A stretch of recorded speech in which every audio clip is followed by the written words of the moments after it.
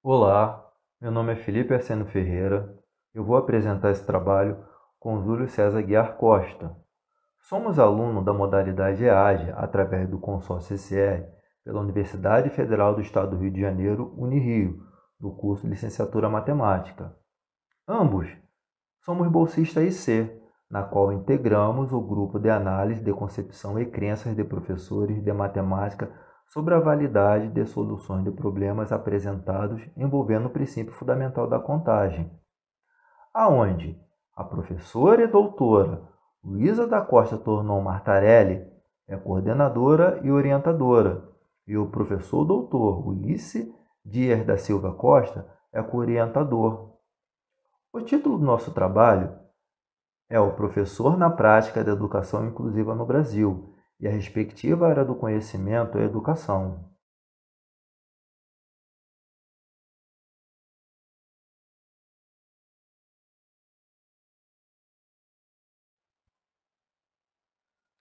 Como surgiu a proposta desse trabalho? Quando nós participamos da oficina Jogos de Matemática com alunos autistas, logo nós nos identificamos pela área da educação inclusiva. Em nossos encontros síncronos de pesquisa, fomos fomentados a pensar em diversos assuntos do sistema acadêmico, na qual optamos pela educação inclusiva, gerando assim esse trabalho. Primeiramente, a nossa ideia era saber do interesse dos professores na educação inclusiva. Porém, não se trata de interesse, mas sim das dificuldades de sua atuação e estrutura pedagógica encontrada para realizar tal tarefa. Mediante a esses desafios, ressaltamos que a Lei 13.146, de 6 de julho de 2015, na qual diz, abre aspas, a inclusão da pessoa com deficiência assegurada pelas condições de igualdade na sociedade e cidadania, fecha aspas, além das demais legislações da República Federativa do Brasil e entes federativos que asseguram direitos de igualdade e acessibilidade. A partir desses dispositivos legais, traçamos o nosso foco em saber o nível de preparo dos professores com educação inclusiva e quais recursos são acessíveis a eles, fisicamente e academicamente, para exercer da melhor maneira suas tarefas. Então, nossa discussão segue o arco de como as instituições de profissionais refletem sobre o desafio de sua atuação.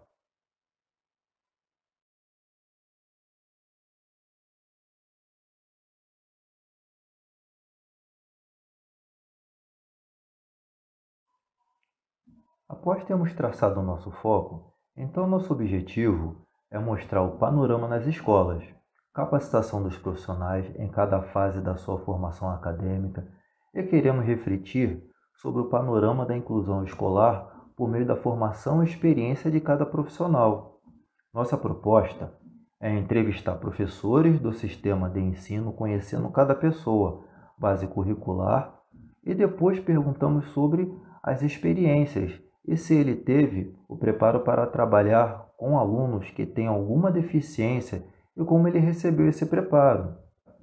Assim conseguimos coletar dados para saber se o profissional do ramo estão prontos para ensinar alunos que têm alguma deficiência, seja ela física ou cognitiva, saber o nível de preparo, como receber esse preparo e como estão as instalações físicas aonde trabalham.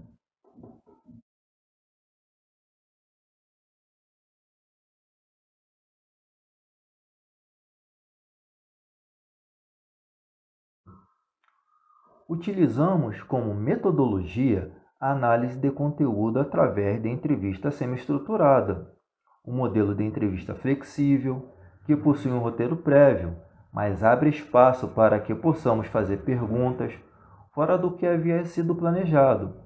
Dessa forma, o diálogo se torna mais natural e dinâmico, com o foco nos professores, desde a sua formação até os desafios encontrados na prática de seu trabalho. Realizamos entrevista com 5 profissionais, de diferentes perfis sociais, experiências e idade. Com a resposta dessas entrevistas, juntamos as informações que gerarão resultados e Ressaltamos que para resguardar os dados pessoais dos entrevistados, utilizamos nomes fictícios de cada um.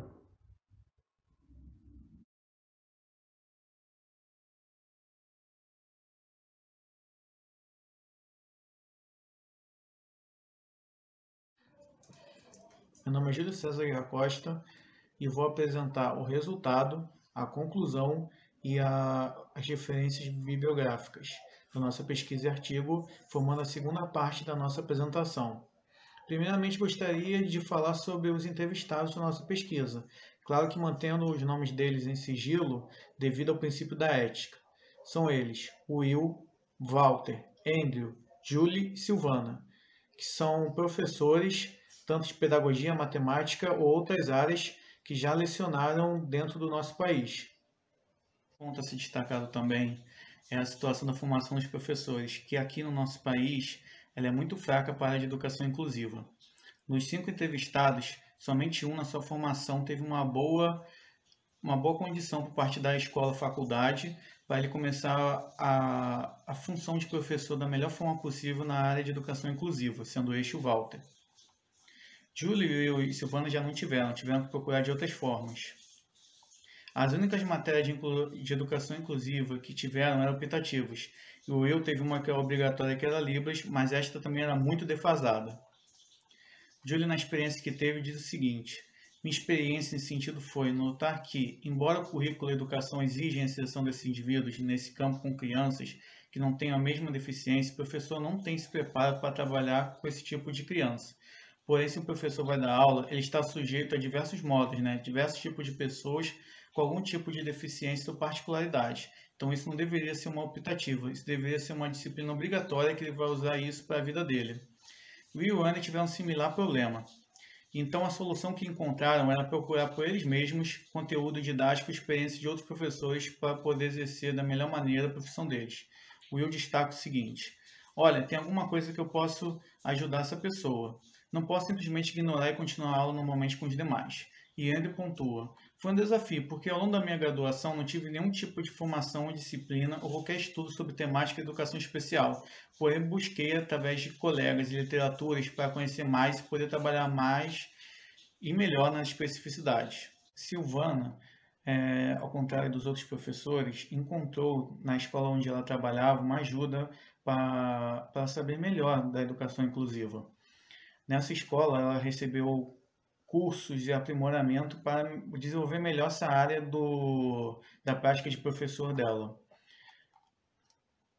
Mas infelizmente ela destacou que as outras escolas da época, antes de 2000, no Rio de Janeiro, principalmente no centro do Rio, nas Baixadas, elas não queriam fornecer o conteúdo necessário para as crianças com deficiência, para as crianças da educação inclusiva. Elas, inclusive, negligenciavam para não ter que dar o suporte para essas crianças e ter que ter elas dentro das suas escolas. Mas isso mudou a partir das novas leis que foram implementadas. Mas não, mesmo com a mudança e o melhoramento, ainda não é o suficiente.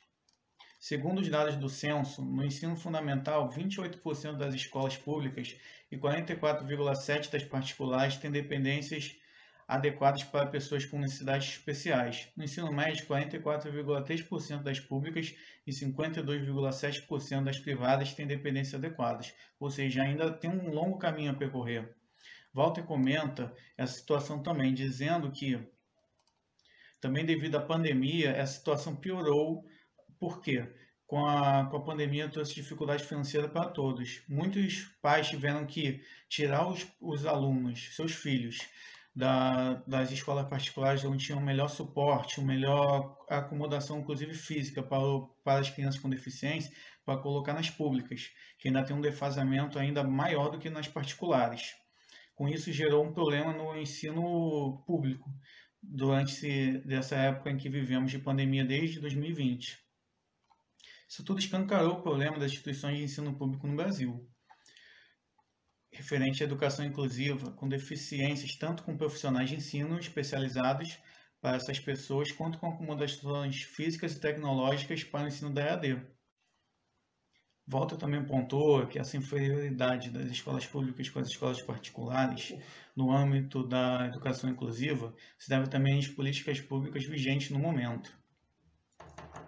Podemos dizer que as políticas públicas no campo da educação inclusiva se referem a todos os aspectos de criação de normas voltadas à garantia do direito à educação para todos, particularmente para os segmentos sociais historicamente excluídos do sistema de ensino.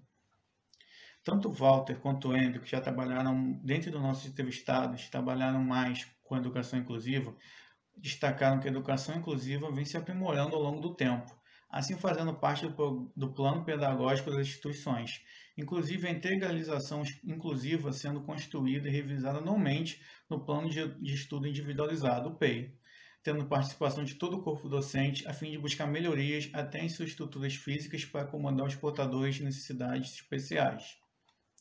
É importante que professores também lutem pelo melhor da educação inclusiva no nosso país, sendo que está sofrendo vários.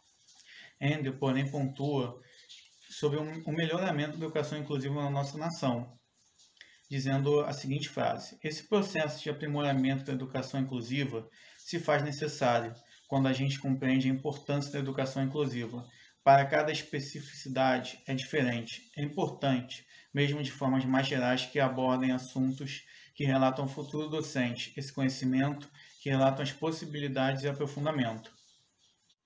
Outro ponto importante de destacar é o medo dos profissionais trabalharem com educação inclusiva, onde por muitas vezes esse medo e essa falta de conhecimentos, como lidar com pessoas especiais, gera um desinteresse pela área inclusiva e até o questionamento de si próprio se é um bom professor ou não, e até a dúvida do profissional.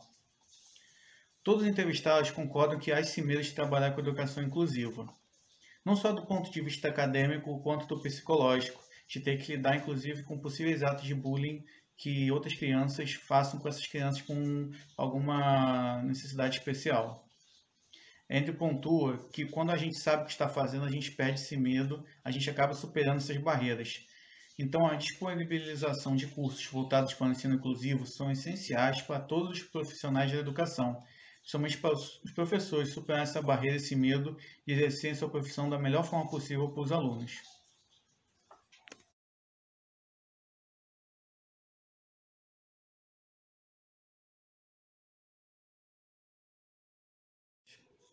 Podemos observar que a situação da educação inclusiva no Brasil melhorou, mas ainda enfrenta muitos problemas no dia a dia das escolas nacionais, principalmente das escolas públicas. Mas vemos uma luz no fim do túnel, principalmente com cada vez mais crescendo dentro do brasileiro dos professores a vontade de exercer o melhor para essas pessoas com alguma necessidade especial, para não deixar elas desamparadas, para poder, de fato, dar o melhor para elas. Isso podemos ver através das nossas pesquisas também, a vontade do professor dar o melhor para elas. E esperamos que a nossa pesquisa, de fato, contribua para melhorar a educação brasileira inclusiva, porque é essencial para o futuro da nossa nação.